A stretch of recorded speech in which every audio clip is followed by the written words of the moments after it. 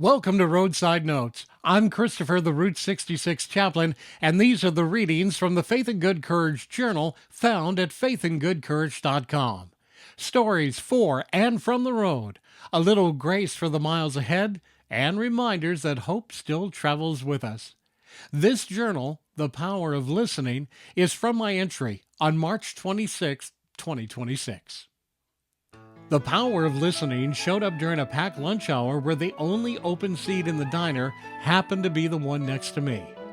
Plates were clattering, orders were flying, and the counter felt more like a bus station than a place to rest. That's when she walked in. She carried a book tucked against her side like a small shield. When she slid onto the stool beside me, I assumed she would disappear into the pages just as soon as she ordered. That's what most of us do when we don't want to be noticed. We create a wall and hide behind it. But she never opened the book. She placed it on the counter and just sat there. Her face told a story her posture was trying to contain. There was sadness there, but it wasn't hollow. It still shimmered with life. The contrast caught me. Heavy but not defeated. Tired but not done. And I'll be honest, I had to work up a lot of nerve just to speak. It's strange how much bravery it takes just to say hello. The easier choice would have been silence. Let her read. Let her be. Let the moments pass unnoticed. But something in me, knew silence wasn't just the right move here. So I said something simple, not profound, just human. I asked how her day was going. There was a pause. The kind that tells you someone is deciding whether you're safe. And then she answered. Not dramatically, not loudly, just steadily. Work had been hard. Relationships are feeling very complicated. She was exhausted from carrying more than she ever talked about. The book beside her was not an escape. It was a companion she hadn't quite gotten the energy to open. That's when the power of listening became more important than any words I could offer. I didn't interrupt. I didn't rush to solutions. I didn't offer quick optimism. I simply stayed. Be quick and listen, slow to speak floated through my mind, not as a sermon, but as wisdom earned the long way. The noise in the diner faded into background rhythm. Her shoulders relaxed. Her breathing slowed.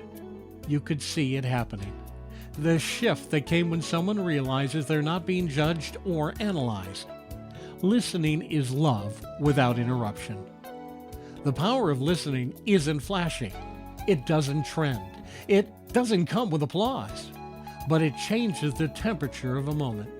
It tells someone they're not invisible. She talked until she didn't need to anymore.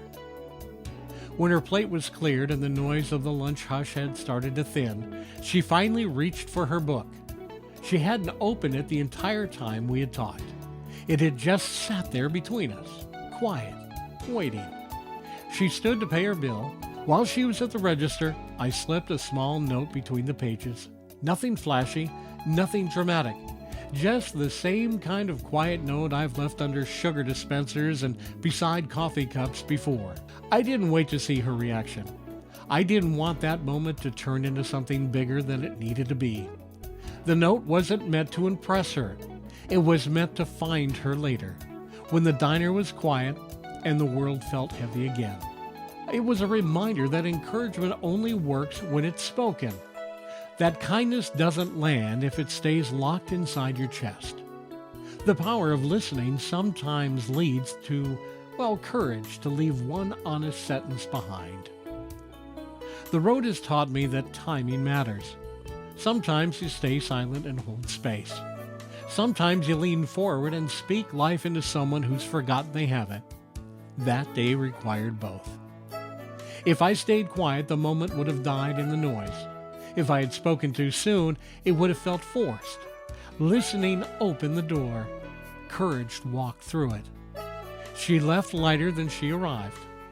I stayed behind, staring at my coffee, realizing how many times I've missed moments like this because I didn't work up the nerve. In my roadside reflection, maybe someone near you is carrying a book they don't plan to open. Maybe they're waiting for a reason to speak. The power of listening starts with courage and ends with connection. You don't need perfect words. You just need presence long enough for trust to form. And when the moment opens, don't hold back the encouragement that's sitting in your chest. How will they know they matter unless someone tells them?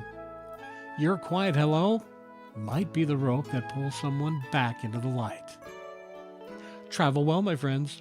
Have faith and good courage.